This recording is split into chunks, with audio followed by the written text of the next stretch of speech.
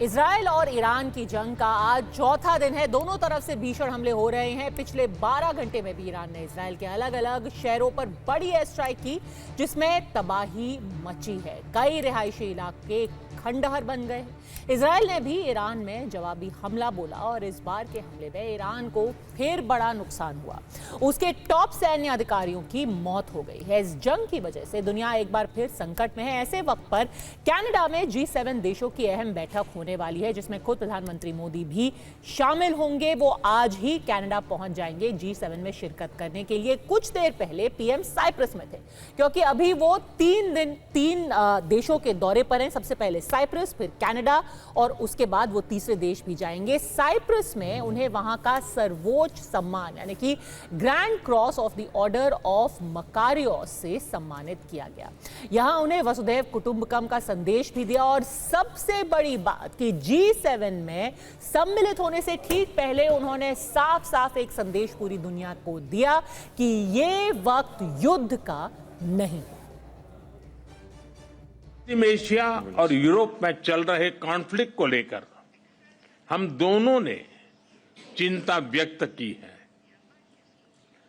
इनका नकारात्मक प्रभाव केवल उस क्षेत्र तक सीमित नहीं है। हम दोनों मानते हैं कि यह युद्ध का युग नहीं है।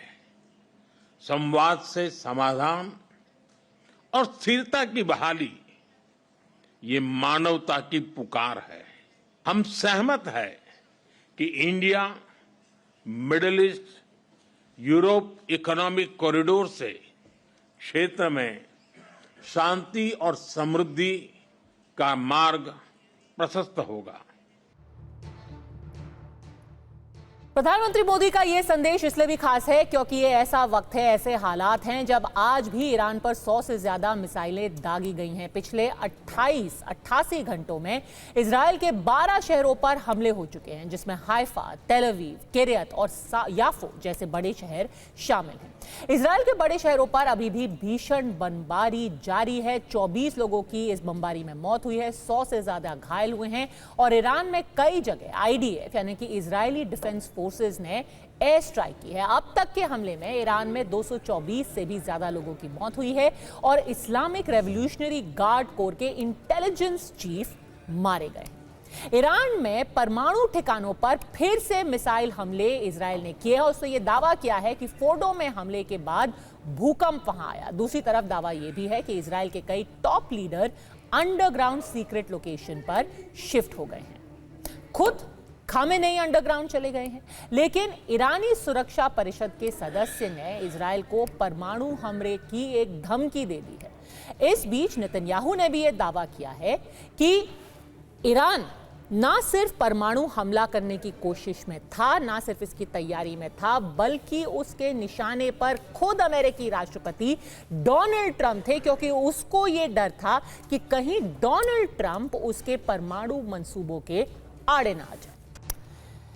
ऐसे में आड़ी के सवाल हैं बिल्कुल सीधे, क्या ईरान और इजराइल अब परमाणु युद्ध की कगार पर खड़े हुए हैं? और क्या G7 में प्रधानमंत्री मोदी जहां पर शिरकत कर रहे हैं, क्या इस जो मीटिंग हो रही है G7 की, जहां दुनिया भर के सबसे बड़े डेमोक्रेसीज शामिल हो रहे हैं, क्या इस युद्ध का समाधान G7 की मीटिंग से निकल सकता है? Air vice marshal Sanjay Bhatnagar ji हमारे साथ स्टूडियो में मौजूद हैं। Colonel Tej Tikku defence expert हमारे साथ मौजूद हैं। पूर्व राजदूत अचल मल्होत्रा जी भी हमारे साथ मौजूद हैं। और founder Middle East insights platform Shubhada Chaudhary ji भी हमारे साथ जुड़ गई हैं। बस सबसे पहले अचल मल्होत्रा जी, आपसे पूछना चाहूंगी, G7 से कितनी उम्मीद की जा सकती है? क्योंकि इसे कहते हैं कि world's largest, biggest and strongest democracies इस एक मंच पर होंगे। क्या इस वक्त जब इजराइल और ईरान आमने सामने हैं, G7 में किसी तरीके के युद्ध विराम की हम उम्मीद कर सकते हैं? देखिए पद्मा जी, जो दुनिया में तमाशा हो रहा है, जो शो जो थिएटर के इस तरफ है वही थिएटर के उस तरफ है। जो ईरान और इजराइल को आमने सामने ला रहे हैं वो बाहर हैं बड़ी बड़ी ताकतें, और वही G7 में बैठेंगी। अगर उनकी तमन्ना इच्छा है कि ईरान और इजराइल में शांति हो जाए या पूरे विश्व में शांति हो जाए, तो उसके लिए G7 करने की जरूरत नहीं है। नंबर 2, मुझे ये जरूर मालूम नहीं है कि G7 के एजेंडा में कितनी अहमियत दी जाएगी ये जो कॉन्फ्लिक्ट चल रहे हैं हालांकि इंटरनेशनल पीस एंड सिक्योरिटी एक जेनेरिक तरीके से जरूर वहां डिस्कस किया जाएगा, बट G7 की 3-4 दूसरी प्रायोरिटीज हैं। वो एनर्जी सिक्योरिटी की बात करने वाले हैं, डिजिटल ट्रांजिशन की बात करने वाले हैं, और कुछ इंटरनेशनल पार्टनरशिप्स की बात करने वाले हैं। तो मुझे लगता नहीं है कि ये जो रशिया यूक्रेन कॉन्फ्लिक्ट है, इसराइल और हमास, इसराइल और ईरान, ये कॉन्फ्लिक्ट्स किसी बहुत बड़े जोर शोर से इस फोरम पे डिस्कस होंगे और किसी नतीजे की तरफ कोई फैसला किया जाएगा। किया भी जाएगा तो इसमें वो लोग तो शामिल ही नहीं है ना, ये तो वन साइडेड है।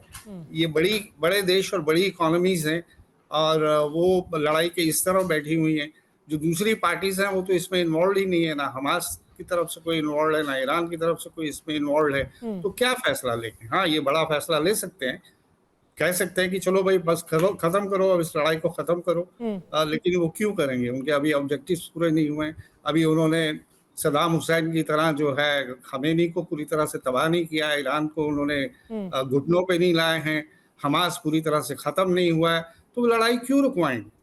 तो Padma ji, I am sorry for being little pessimistic. नहीं sir, you are being realistic, क्योंकि ये कहना बहुत आसान है कि युद्ध रुक जाएगा, लेकिन युद्ध चलते रहने में बहुत सारे लोगों के भी यहाँ पर इंटरेस्ट निहित हैं। तो वो लोग क्या अपने इंटरेस्ट को प्रोटेक्ट नहीं करेंगे? और इंटरेस्ट की बात हो रही है तो इसमें भारत की जो भूमिका रहेगी वो भी बहुत जरूरी है उसकी बात करना, क्योंकि बार बार भारत ने अपना स्टैंड क्लियर किया है कर्नल टिक्कू कि we are not non aligned, we are on the side of peace. और इसी को लेकर के अब आप देखिए कि जो 3 देशों का दौरा अभी हमारे प्रधानमंत्री कर रहे हैं, आज वो साइप्रस में है, फिर वो कनाडा जा रहे हैं, फिर वो क्रोएशिया जाएंगे। अब साइप्रस की क्या अहमियत है वो 3 तस्वीरें देख करके आपको समझ में आ जाएगा। पहले उनको वहां का हाईएस्ट सिविलियन ऑनर दिया गया, फिर वो एक ऐसी जगह जाते हैं जहां से वो ऑक्यूपाइड साइप्रस को, जो कि नॉर्दर्न साइप्रस है, वहां से सीधे उन साइट्स को देखते हैं, और फिर वहां के जो बड़े बड़े नेता हैं उनसे मिलते हैं। उनमें से एक उनका पैर भी छूती है, लेकिन ऑक्यूपाइड जो टर्की की तरफ एक सीधा यहां पर संदेश दिया गया है कर्नल टिक्कू। भारत इस मीटिंग में जा रहा है एक ऐसे वक्त पर जहां पर एक बहुत बड़ा खतरा पूरी दुनिया पर मंडरा रहा है, लेकिन भारत अपने हितों को सबसे पहले रखेगा और टर्की, पाकिस्तान जैसे देशों को भी साफ साफ संदेश देगा उस मंच से।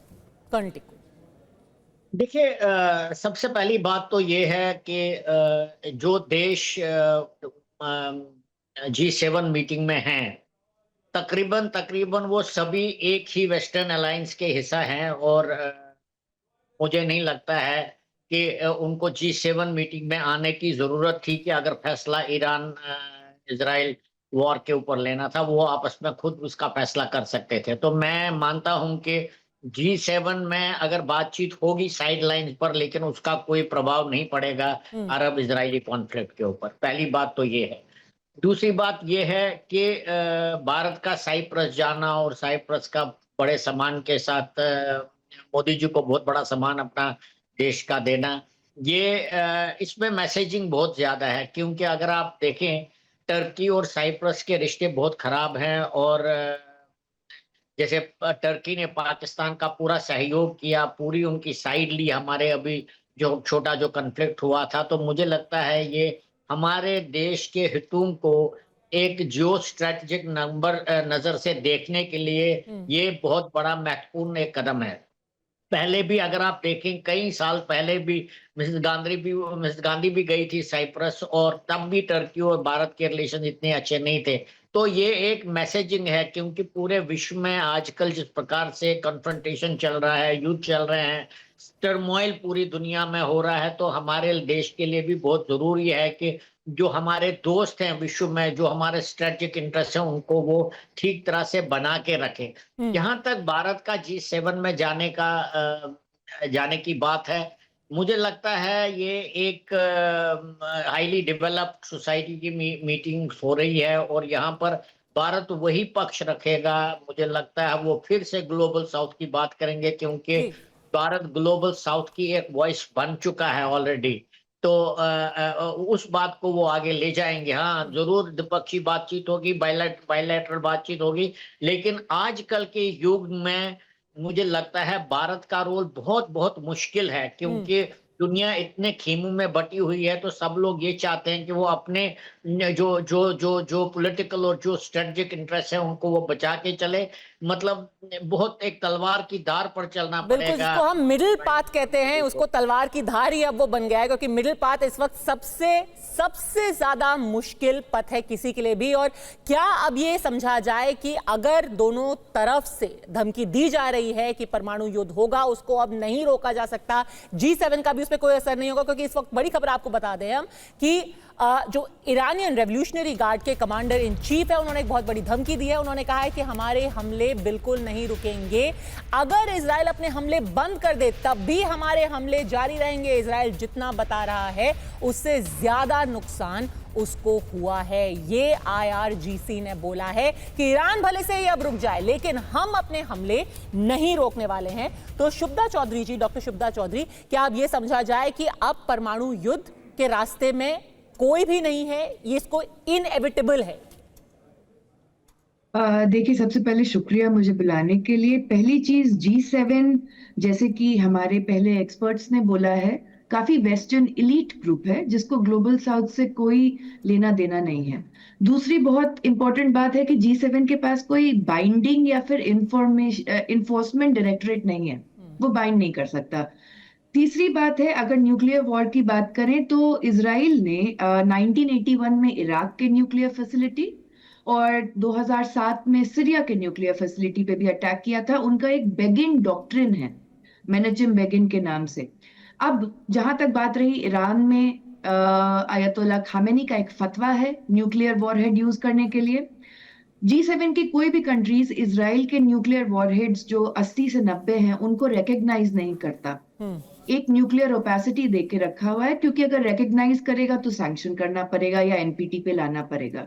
अब जिस तरीके से इजराइल के प्राइम मिनिस्टर बेंजामिन नेतन्याहू ने अमलेक की धमकी दी, अमलेक मतलब एक ऐसा देश या वहां के ऐसे लोग जो इजराइलाइट्स के खिलाफ वायलेंस यूज करते हैं, इसलिए रिलीजियस नेशनलिज्म के रूप पे उनको पूरी तरीके से डिस्ट्रॉय करना इजराइल के हक में है।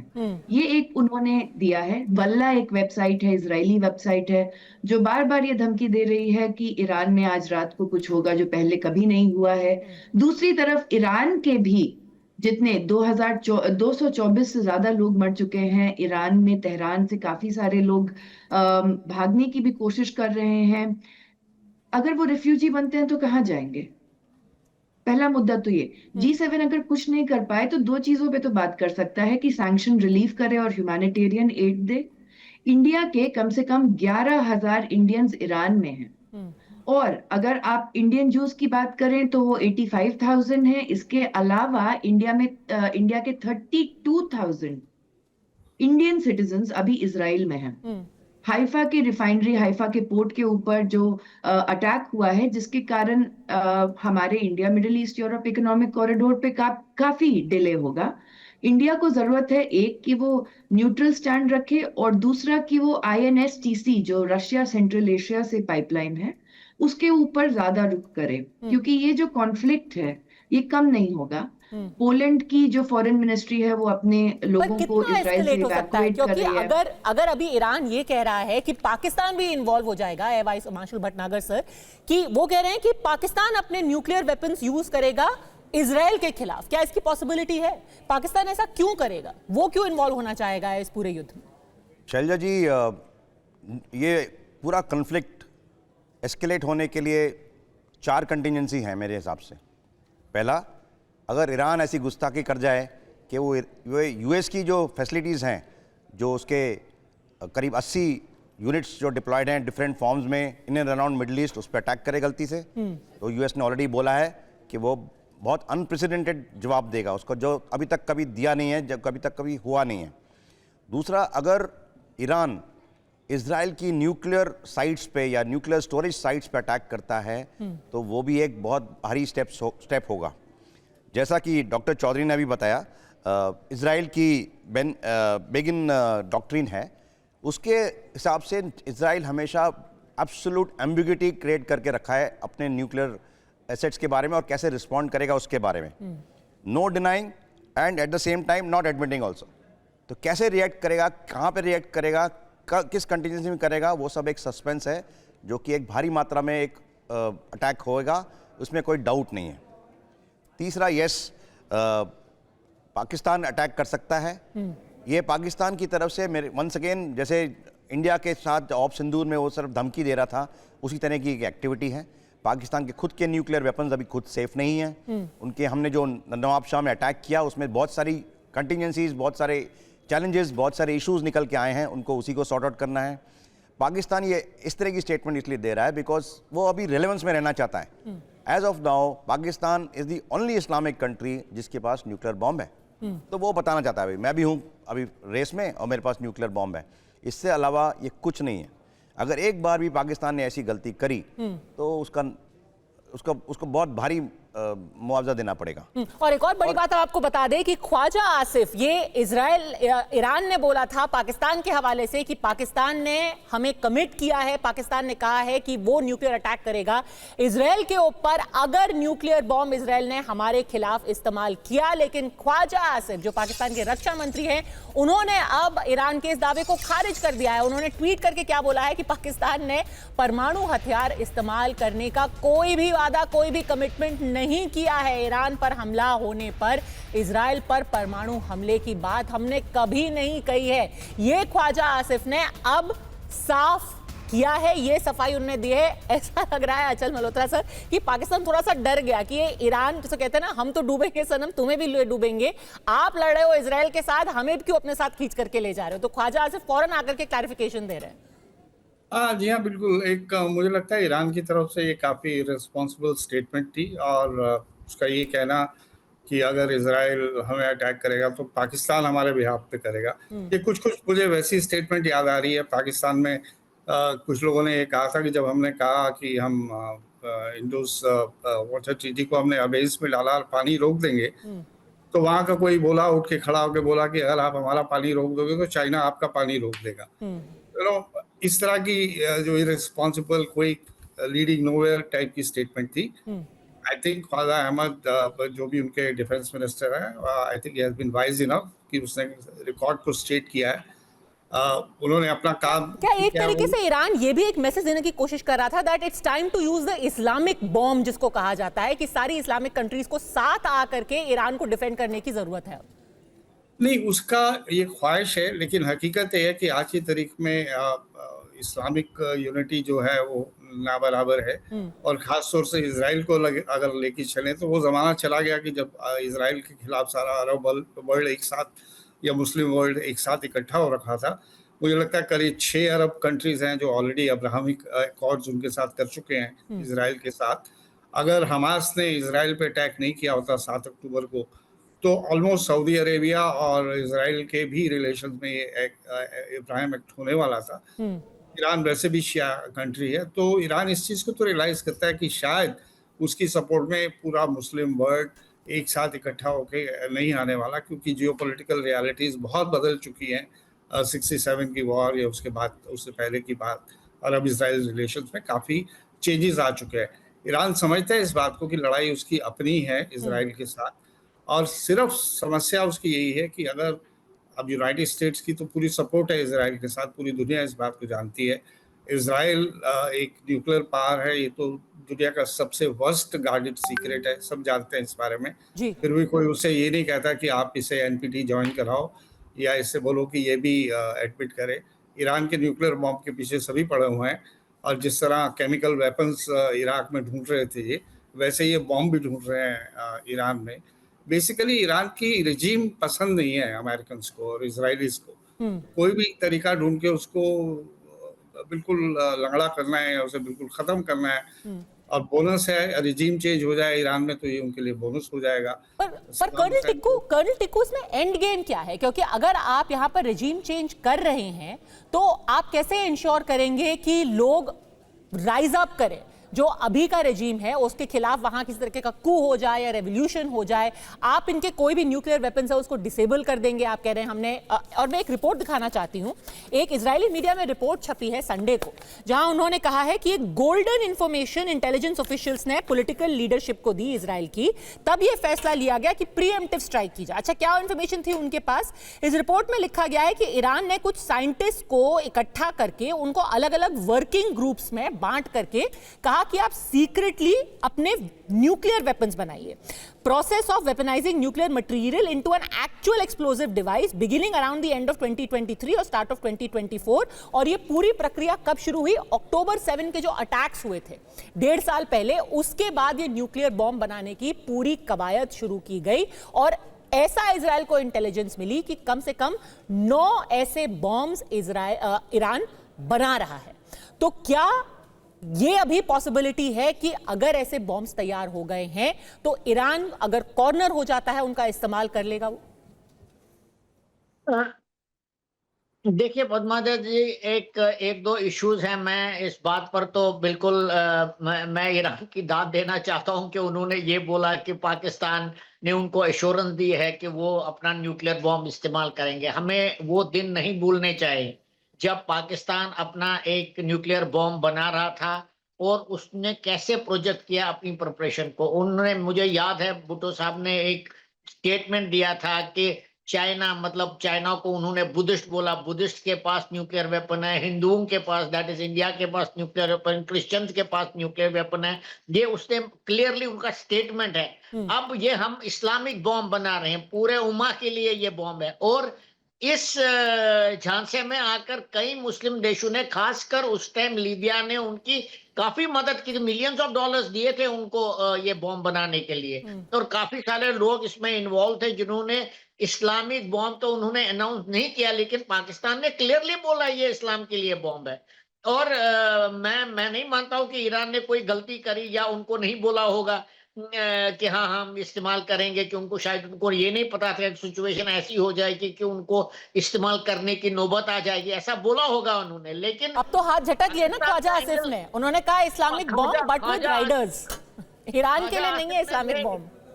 देखिए ख्वाजा आसिफ ने इसलिए ये बोला और वो बहुत अच्छी बात करी, उसने देश को बचाया। क्योंकि अगर वो कोई भी हिंट देता हाँ पाकिस्तान इस बॉम्ब को इस्तेमाल करेगा, मैं आपको बताता हूं अभी तक पाकिस्तान के जितने न्यूक्लियर बॉम्ब है, जितने भी शेल्टर्स हैं न्यूक्लियर बॉम्ब, वो अभी तक प्रीएम्प्टिव स्ट्राइक में इजराइल ने खत्म कर दिए होते। वो कभी एक्सेप्ट नहीं करेंगे कि थोड़ा सा भी उनको थ्रेट हो कहीं से भी, किसी भी मुस्लिम देश से बॉम्ब आने का। क्योंकि वो ईरान के ऊपर तो इसलिए हमला किया कि वो इजराइल का तो बिल्कुल क्लियर स्टैंड है, जिस मोमेंट में atom bomb, nuclear bomb Iran के पास होगा, that will be end of Israel. उनका तो ये बिल्कुल स्पष्ट है। इसीलिए उन्होंने ये स्ट्राइक करी ईरान के ऊपर, बिकॉज दे थॉट वो कगार पर है एटॉमिक बॉम्ब बनाने के। और अगर पाकिस्तान कोई हिंट भी देता कि हम यूज करेंगे, पाकिस्तान के ऊपर भी प्रीएम्प्टिव स्ट्राइक हो जाती। तो भट्टाचार्य सर, बॉम्ब तो और भी बन जाएंगे ना, अगर आपने प्रीएम्प्टिव स्ट्राइक कर भी ली है, ये टेक्नोलॉजी तो आप और ले आएंगे। तो पद्मा जी, ये जो प्रीएम्प्टिव स्ट्राइक से मतलब ये था कि बेस्ड ऑन इन्फॉर्मेशन, जैसे आपने बताया उनको रिसीव हुई है, उसके हिसाब से वो बोल रहे थे अगले कुछ महीनों में, नहीं तो अगले 1 से 1.5 साल में पक्का वो इतना यूरेनियम का एनरिचमेंट कर रहे हैं कि वो 90% के करीब अचीव हो जाएगा। अभी तक 60% अलाउड था जो कर रहे थे ऑथराइज तरीके से, लेकिन अब 90% तक हो जाएगा। उसके बाद बॉम्ब बनाने में आसानी रहेगी। अभी जितना यूरेनियम है उसके हिसाब से उनके पास 9 बॉम्ब होने की संभावना थी। तो एज ऑफ नाउ उनके पास बॉम्ब नहीं है, क्योंकि अभी वो ऑफेंसिव और एनहांस तरीके से और एक्सेलरेटेड तरीके से वो बॉम्ब बनाने की तरफ बढ़ रहे थे, इसलिए उसको प्रीएम्प्टिव स्ट्राइक बोला जा रहा है। वो बोल रहे हैं इनके लिए एग्जिस्टेंशियल थ्रेट है, उनकी हैसियत खत्म हो जाएगी इजराइल की अगर इनके पास बॉम्ब आ गए। इजराइल ने बड़े स्मार्ट तरीके से इतने सालों में मिडिल ईस्ट में सिर्फ वही अकेला कंट्री है जिसके पास न्यूक्लियर बॉम्ब है, तो वो इस धाक को जमाए रखना चाहता है और कंटिन्यू रखना चाहता है, इसीलिए वो प्रीएम्प्टिव स्ट्राइक बोल रहे हैं। डॉक्टर चौधरी, इजरायली जो पीएम है बेंजामिन नेतन्याहू, उन्होंने एक तरीके से इशारा किया है, उन्होंने कहा है कि तेहरान में जो लोग हैं उन्हें शहर को खाली कर देना चाहिए। उन्होंने कहा है तेहरान पर एक बार फिर से हम जबरदस्त हमला करने वाले हैं। क्या ये अब क्लियर इंडिकेशन है कि रिजीम चेंज होकर ही रहेगा, तब तक इजराइल अपनी बमबारी, अपने अटैक्स, अपने हमले नहीं रोकने वाला है? क्या यही एंड गेम है, रेजिम चेंज ईरान के अंदर? देखिए, सबसे पहली बात है कि बेंजामिन नेतन्याहू जो कम से कम 19+ इयर्स से हैं, वो काफी डिप्लोमेटिकली बहुत स्मार्ट हैं। एंड गेम कभी भी किसी एक कंट्री को खत्म करके इजराइल का पूरा नहीं होगा। आज ईरान है, फिर आगे जाके फिर इराक या फिर पाकिस्तान या कई अलग होंगे। दूसरी बात, ईरान और पाकिस्तान की जो बात हम कर रहे थे, ईरान और पाकिस्तान के बीच में भी छोटे मोटे कॉन्फ्लिक्ट्स पिछले साल हुए हैं, अटैक्स हुए हैं, स्ट्राइक्स हुए हैं। ईरान और पाकिस्तान के भी रिलेशन बहुत ज्यादा स्ट्रांग नहीं है अभी। भले ही पीएम शहबाज शरीफ ईरान और सऊदी अरेबिया हाल फिलहाल गए थे, लेकिन उनके रिलेशन बहुत कॉर्डियल अभी नहीं है। तीसरी बात, जहां तक बात है रिजीम चेंज करके किसको लाएंगे, 1953-54 में CIA MI6 ने कू किया था, ईरान में रिजीम चेंज किया था, डेमोक्रेटिक इलेक्टेड प्रेसिडेंट को हटाया था। फिर रिजीम चेंज करके किसको लाएंगे, रेजा शाह पहलवी के डायनास्टी के फिर से करंट मेंबर को लेके आएंगे, जो अभी बाय द वे यूएस में काफी एक्टिव हो चुके हैं। वो मोनार्की को फिर से सपोर्ट कर रहे हैं। ईरान के लोग जो जानते हैं कि खामेनी रिजीम की क्या दिक्कत है, वो स्टिल ह्यूमैनिटेरियन डेथ्स और अब्यूज के खिलाफ बोल रहे हैं। बात यहाँ पे रिजीम चेंज सिंपल की नहीं है। नेतन्याहू के खिलाफ कोर्ट केसेस चल रहे हैं, करप्शन ट्रायल्स चल रहे हैं। इनफैक्ट 2-3 दिन पहले नेसेट, जो उनका पार्लियामेंट है, वो डिसॉल्व हो जाता, उनका पार्लियामेंट डिसॉल्व हो जाता, खत्म हो जाता। उनके खिलाफ इजराइल की सबसे पहली फीमेल अटॉर्नी के द्वारा करप्शन केसेस चार्ज चल रहे हैं, उनके बीवी के खिलाफ। उनके बेटी की शादी होने वाली थी, इजराइल ईरान कॉन्फ्लिक्ट के कारण वो डिले हो चुकी है। बेटा उनका IDF में नहीं है, वो US में रहता है, वो किसी भी मिलिट्री फोर्स में नहीं है डिप्लॉयड। तो ये बहुत ही हिपोक्रेटिक स्टैंड है नेतन्याहू के खिलाफ। उनके रिलेशन इजराइल के प्रेसिडेंट से नहीं मिलते हैं। नेतन्याहू के प्रीवियस जो इजराइल के प्राइम मिनिस्टर है इहूद ऑलमर्ट, वो खुद आके बोल चुके हैं कि ये जो हम कर रहे हैं ये गलत है। इजराइल की सेना जो पिछले 20 महीनों से लड़ाई कर रही है, वो काफी थकी हुई है। वहां के जनरल्स नेतन्याहू के खिलाफ हैं। वो अभी 10 मिनट पहले उन्होंने बोला कि हम तेहरान के पूरे एयर स्पेस को कंट्रोल कर सकते हैं। काफी सारे मोसाद के एजेंट्स ईरान में हैं। लेकिन दिलचस्पी की बात यह है कि अभी तक 20 महीने में इजराइल ने 85 बिलियन खर्च किए हैं और हर दिन का खर्चा 300 मिलियन है पिछले 4 तो फिर मकसद क्या है और कब तक ये चलता रहेगा? जिस तरीके से अमेरिका ने 20 ईयर वॉर लड़ा था, अचल सर, क्या इजराइल ये अफोर्ड कर सकता है? एक तरफ आप हमास से लड़ रहे हो, दूसरी तरफ आप ईरान से लड़ रहे हो। कब तक चलेगी ये जंग और इसको खत्म करने के लिए क्या अचीव, क्या है टारगेट, क्या है कि अब हम ये जंग हमारी सक्सेसफुल हो गई है, अब हम इसको रोक देंगे? देखिए, इजराइल का जहाँ तक सवाल है, हमास में तो उसका ये, गाजा में तो उसका ये है कि हमास को न्यूट्रलाइज करना, या ईरान के जो तीनों प्रॉक्सीज हैं उस रीजन में उसको टोटली न्यूट्रलाइज करना, वो उसका एंड टारगेट है। ईरान में जो बॉटम लाइन है वो यही है कि किसी भी हालत में ईरान को न्यूक्लियर पावर नहीं बनने देना है, जबकि वो खुद 90 बॉम्ब्स लेके बैठा हुआ है।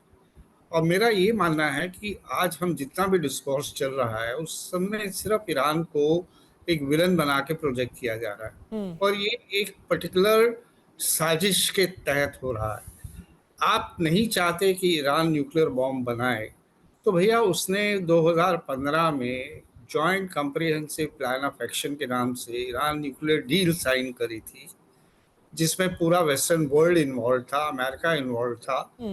डोनाल्ड ट्रंप आए और उन्होंने अगले दिन आके पहले दिन उसे फाड़ के एक तरफ फेंक दिया, और अपनी सेकेंड टर्म में एक नया वही वैसा ही एक एग्रीमेंट लेके आ गए ईरान के पास, और 60 दिन उसे उलझाए रखा उसमें। इस बीच में ईरान और उसे बोल भी दिया कि तुम 60 दिन के अंदर अंदर इसे डील को आप करो। तो अमेरिका का एजेंडा है प्रेशराइज करो, इस तरफ से इजराइल अटैक करेगा, प्रेशराइज करेगा। अगर आप देखें ना, उनका पूरा टैक्टिक्स ही यही चल रहा है, टैरिफ वॉर से लेकर रियल मिलिट्री कॉन्फ्लिक्ट तक। उनका ये जो अप्रोच है कि पहले आप साइकोलॉजिकली प्रेशराइज करो, 150% टैरिफ लगा दो, 150 ये कर दो, मैं तूफान में मैं आपको ये कर दूंगा, बंद कर दूंगा। कह रहे हैं ये ईरान के खिलाफ साजिश है, पर इजराइल तो कह रहा है हम पूरी दुनिया के लिए लड़ रहे हैं, एक ईरान जैसी रिजीम से, हमास से, क्योंकि इन सब के बीच में साठगांठ है। हमास तो सिर्फ एक प्रॉक्सी है ईरान की, ये इजराइल का मानना है। नहीं, बिल्कुल बिल्कुल। ईरान के 3 प्रॉक्सीज हैं। ईरान के, हेलो जी, आपकी आवाज आ रही है। मैं कह रहा हूँ ईरान के 3 प्रॉक्सीज है। ईरान तो अपनी जगह है, उसके 3 प्रॉक्सीज थे, हमास है, हुतीज है और हिजबुल्लाह है। ट्रिपल एच कहता हूँ मैं उनको। वो ये ट्रिपल एच को पहले उन्होंने कमजोर किया, वो कमजोर हुए तो थोड़ा ईरान कमजोर पड़ा, और एंड गेम यही है कि ईरान को बार बार वो कहते हैं कि हमारे लिए एग्जिस्टेंशियल थ्रेट है, पर देखिए आज हम बड़े अजीब दौर से गुजर रहे हैं। सब कोई बात करता है कि Israel has a right to exist. वो पैलेस्टीनियंस बेचारों की कॉज का क्या हुआ? They also have a right to homeland. उसके बारे में कोई बात ही नहीं करता है। ये अरब वर्ल्ड जो पूरा खड़ा हुआ था पैलेस्टीनियन कॉज के, वो अब्राहम एग्रीमेंट साइन कर रहा है इजराइल के साथ। 7 अक्टूबर का हादसा नहीं हुआ होता तो सऊदी अरेबिया भी ऑलमोस्ट इजराइल से अपने रिश्ते नॉर्मलाइज कर चुका होता। और मैंने जैसे सद्दाम हुसैन का एग्जांपल दिया कि वहां केमिकल वेपन्स आज तक नहीं मिले। तो सर तो आप क्या कह रहे हैं? आप कह रहे हैं कि ये एक बेसिकली ढकोसला है कि ये जो पूरा न्यूक्लियर बॉम्ब की बात कही गई है कि ईरान न्यूक्लियर बॉम्ब बना रहा था, ये इजराइल ने झूठ बोला है। जिस तरीके से सद्दाम हुसैन का वेपन्स ऑफ मैस डिस्ट्रक्शन कुछ लोग मानते हैं पूरी तरीके से झूठा था, सिर्फ ईरान को खत्म करने की एक साजिश है ये। मैं ये नहीं कह रहा कि इजराइल झूठ बोल रहा है, मैं ये नहीं कह रहा कि ईरान शायद न्यूक्लियर बॉम्ब नहीं बना रहा है। मैं 4 साल तक इंटरनेशनल एटॉमिक एनर्जी एजेंसी में रहा था। सैकड़ों मैंने वहाँ जो हमने मीटिंग्स अटेंड करी, हर 3 महीने में एक रिपोर्ट आती थी IAEA की। किसी भी रिपोर्ट में ये कंक्लूसिवली नहीं कहा गया कि ईरान ने न्यूक्लियर बॉम्ब बना लिया। मैं फिर वही पॉइंट दोहरा रहा हूँ कि अगर आपका इरादा सिर्फ यही है कि ईरान न्यूक्लियर बॉम्ब नहीं बनाए, वो जो आपने एग्रीमेंट साइन किया था वो तो मान गया था। सब कंडीशंस मान ली थी उसने कि ठीक है आप ही भेज दीजिएगा मेरी जो सिविल न्यूक्लियर रिक्वायरमेंट्स हैं उसके लिए, लेकिन आप सैंक्शंस हटाइए। आपने उसकी मॉनिटरिंग करी IAEA ने, आपने सैंक्शंस नहीं हटाए, आपने एग्रीमेंट फाड़ के फेंक दिया। अब फिर जो नया एग्रीमेंट लाया वो भी उसको उलझा रहे हैं। 60 दिन ऐसी उस पर कड़ी से कड़ी उस पर कंडीशंस डाल रहे हैं। यानी आपकी इंटेंशंस नहीं है, आपकी इंटेंशन ये है ईरान को खत्म करना है। आपकी इंटेंशन ये है कि जो भी रिजीम पूरे वर्ल्ड में अगर आपकी सलाम आपके दरबार में आपको सलाम नहीं मारेगी, आपने उसको निस्ते नाबूद कर देना है। और आपके प्रिंसिपल, आपके से मेरा मतलब अमेरिकन की बात कर रहा हूँ, कोई प्रिंसिपल्स नहीं है। कल तक जो सीरियन जो टेरर था आज उससे हाथ मिला रहे हैं, उसके ऊपर से जो बाउंड्री लगाई थी उसे हटा रहे हैं, जो सीरिया के अगेंस्ट सैंक्शंस थी उसे हटा रहे हैं। तो बेसिकली ये रियल पॉलिटिक का युग है, इसमें कोई प्रिंसिपल्स की बात नहीं करता। प्रिंसिपल आइडियोलॉजीज जो हैं वो बैक बेंच पे बैठी रहती हैं, सिर्फ प्रैक्टिकल प्रैग्मेटिक कंसिडरेशंस के ऊपर डिसीजंस लिए जा रहे हैं। ठीक है, आज अल शरा से दोस्ती हो गई है, ईरान को विलन बना दिया है। क्या वो विलन बनाने की ही कोशिश में, क्योंकि एक और बहुत बड़ा दावा जो किया है कर्नल टिक्कू वो ये है कि डोनाल्ड ट्रंप को 2 बार असैसिनेट यानी कि उनकी हत्या करने की कोशिश, उनकी हत्या करने की साजिश ईरान ने की थी। तो इसीलिए इजराइल एक तरीके से कोलिशन बनाने की कोशिश कर रहा है कि देखिए हम लड़ रहे हैं ईरान से, हम उनका न्यूक्लियर बॉम्ब खत्म कर रहे हैं, लेकिन वो सिर्फ हमारे लिए खतरा नहीं है, पूरी दुनिया के लिए खतरा है, खुद डोनाल्ड ट्रंप के लिए खतरा है ईरान इस वक्त। मैं इस बात पर यकीन नहीं करता हूं कि 2 बार ही कोशिश की गई प्रेसिडेंट ट्रंप को हटाने की, क्योंकि अमेरिकन पॉलिसी जो है, जो डीप स्टेट है अमेरिका का, वो डिसाइड करता है पॉलिसीज किसी देश के बारे में। तो डोनाल्ड ट्रंप आज है कल नहीं, और हर 4 साल में तो वहां पर प्रेसिडेंट बदली होता है, तो वहां पर अमेरिकन डीप स्टेट पॉलिसीज तय करता है, उसके मुताबिक वो कार्रवाई करते हैं। उन्होंने फैसला किया है कि भाई ईरान को अस्थिरित करना है, वहां पर खुमैनी हो या ना हो। ईरान, बिल्कुल मल्होत्रा साहब ने बिल्कुल ठीक बात कही, अगर हमारे दरबार में आकर आप हमें सलाम नहीं करते तो आपकी मुश्किल पैदा होगी। सद्दाम हुसैन के साथ भी यही था। हाँ, ये बात जरूर है, सद्दाम हुसैन के पास जो न्यूक्लियर वेपन्स का उन्होंने एक डिसइंफॉर्मेशन कैंपेन चलाई थी, वो तो बिल्कुल साबित नहीं हुई, कोई भी वहां पर कुछ भी नहीं था। लेकिन ईरान में है, बिकॉज काफी सारे सबूत मिले हैं अभी तक, उनकी है न्यूक्लियर वेपन बनाने की पॉलिसी, जिसके विषय में बातचीत चल रही थी। लेकिन मैं मानता हूं कि अमेरिका का ये जो हम रजीम चेंज की बात कर रहे हैं, वो किसी भी तरीके से रजीम चेंज करने में कामयाब नहीं होंगे इस समय, क्योंकि जब आप किसी देश के ऊपर हमला करते हैं तो देश संगठित हो जाता है। तो इसमें अभी तो कोई कुछ का ऐसा कुछ नहीं होगा, लेकिन अगर हानि बहुत ज्यादा होगी ईरान के ऊपर तो इंटरनल केओस हो सकता है, सिविल स्ट्राइक हो सकती है। क्योंकि हमें ये नहीं भूलना चाहिए कि ये हार्ड लाइन खमैनी जो ताकत कर वो सरकार चलाना है, उसके प्रति काफी रोष भी है लोगों में। जहां तक इजराइल की बात है, मुझे लगता है बाय एंड लार्ज उन्होंने जो अपने उनके ऑब्जेक्टिव्स थे वो उन्होंने ऑलरेडी हासिल कर चुके हैं। मैं बताऊंगा कैसे। तो अभी जो तक उनका फिर जंग सबसे बड़ा चालू क्यों है? क्यों अभी भी जी, नेतन्याहू कह रहे हैं कि हम तो अटैक करते रहेंगे, हम तेहरान को एकदम नेस्तनाबूद कर देंगे? हाँ, मैं अटैक वो इसलिए करेंगे कि ईरान इतना कमजोर हो जाएगा कि वो अब कोई थ्रेट अगले 30 साल तक कोई थ्रेट ही नहीं रहेगा। देखिए, हिजबुल्लाह थ्रेट इजराइल का था, that is almost finished. Hamas threat था, that is almost finished. Syria में असद था जो कि शिया था और ईरान की मदद करता, उसको उन्होंने भगा दिया वहां से।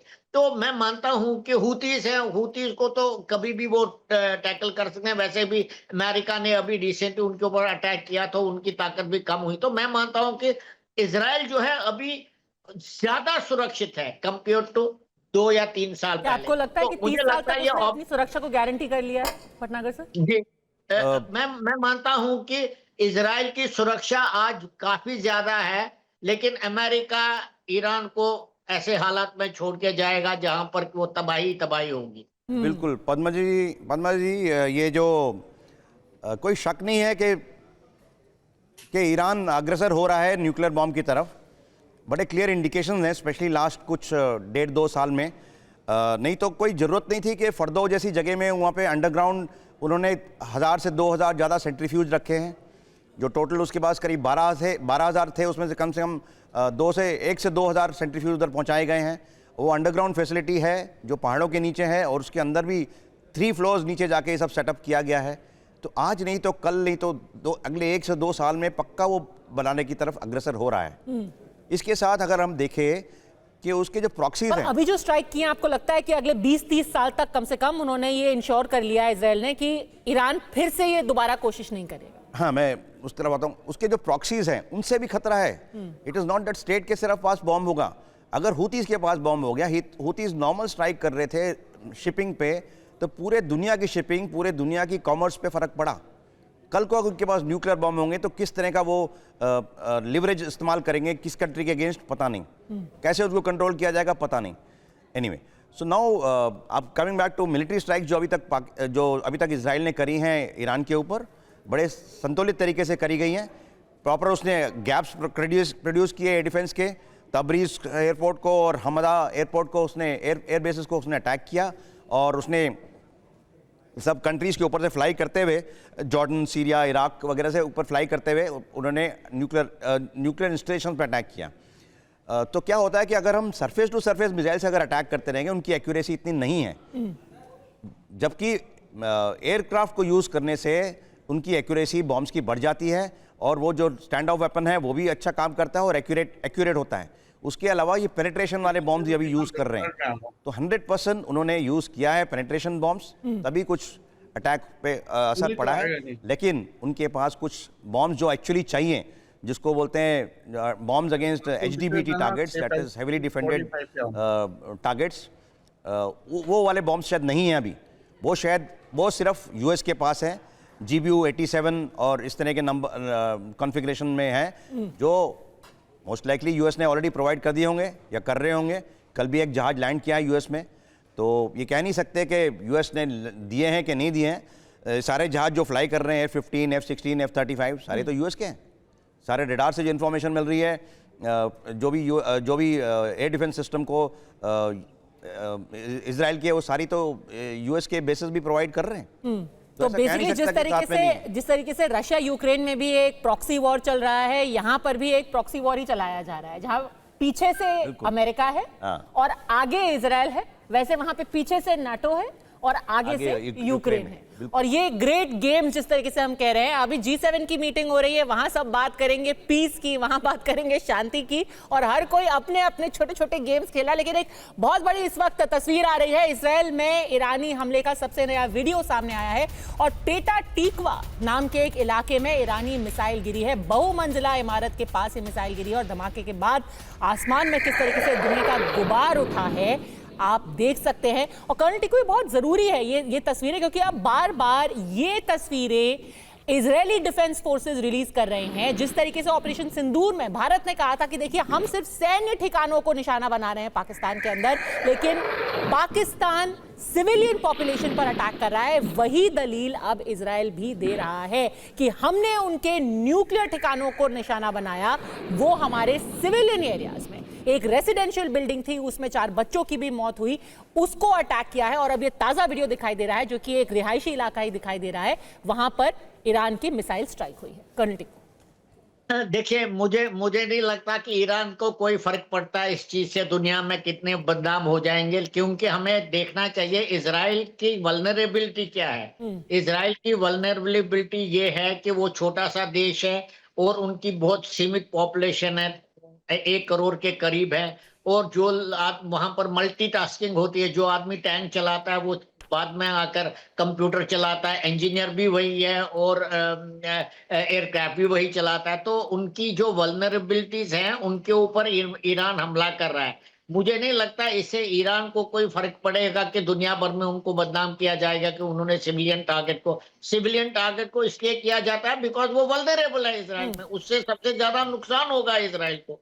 तो मैं मानता हूं कि ईरान जो है ऐसी जगह पर हिट कर रहा है इजराइल को जहां उनको सबसे ज्यादा नुकसान। हमें ये भूलना नहीं चाहिए कि जितने भी वॉर अभी तक इजराइल ने लड़े हैं, 47-48 जब वो 48-49 जब वो बना था, या 67 या 73, या हिजबुल्लाह के साथ 2 बार उनका लेबनान में 2 बार जंग हुई, कभी भी इजराइल के अंदर खासकर टेल अवीव के अंदर कभी नुकसान नहीं हुआ। वो नॉर्दर्न एरियाज में होता था ज्यादा से ज्यादा नुकसान, लेकिन ये पहली बार है जब इजराइल की मेजर सिटीज हाइफा है या टेल अवीव है, जेरूसलम है, यहाँ पर हमला हुआ है और कैजुअलिटीज हुई है। और मैं मानता हूं कि इसका बहुत बड़ा प्रभाव पड़ने वाला है नेतान्याहू सरकार के ऊपर, बिकॉज वो इसको झेल नहीं पाएंगे। तो मुझे लगता है ईरान की जो पॉलिसी है वो बिल्कुल ठीक है, क्योंकि बदनामी का कोई डर नहीं होना चाहिए उनको। वैसे भी जितने बदनाम हो चुके हैं उससे ज्यादा क्या बदनाम हो जाएंगे। बिल्कुल। और देखिए, ये हमने इजराइल और ईरान का जिक्र तो कर दिया, लेकिन जाते जाते मैं आप सबको डोनाल्ड ट्रंप का एक ट्वीट दिखाना चाहती हूँ, क्योंकि पूरी दुनिया एक तरफ है और डोनाल्ड ट्रंप एक तरफ है। उन्होंने फिर से ट्वीट करके क्या कहा है, उन्होंने कहा है देखिए ईरान और इजराइल को ट्रेड कर लेना चाहिए और इसी से युद्ध विराम हो जाएगा। यही उन्होंने भारत पाकिस्तान के बारे में कहा था।